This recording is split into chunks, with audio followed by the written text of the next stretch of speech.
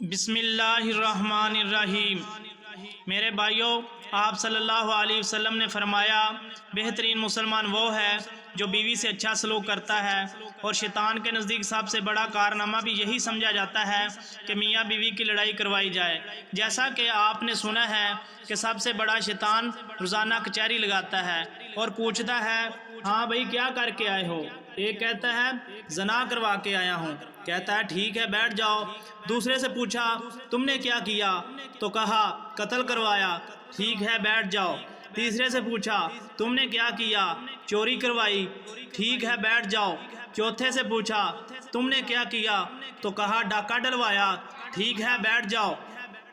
پانچویں سے پوچھا تم نے کیا کیا؟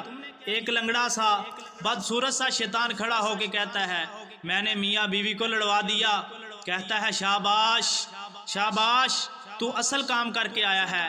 بڑا شیطان اس چھوٹے شیطان کو گلے سے لگاتا ہے اور کہتا اصل کام تو یہ ہے جو تو نے میاں بیوی کو آپس میں لڑوا دیا، کیونکہ یہ ایک گھر کی لڑائی نہیں بلکہ دو گھروں میں آگ بھڑکے گی۔ میاں بیوی کا لڑنا کوئی دو کا لڑنا تو نہیں ہوتا نا، نسل اولاد برباد ہو جاتی ہے، کئی گھر برباد ہو جاتے ہیں۔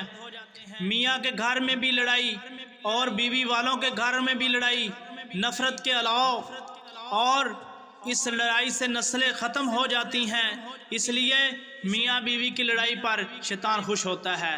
اس لیے ہمیں چاہیے شیطان کو خوش کرنے کی بجائے رحمان کو خوش کریں اور اپنے گھروں میں امن پیدا کر کے اپنے گھروں کو جنت بنائیں۔ اللہ عمل کی توفیق عطا فرمائے۔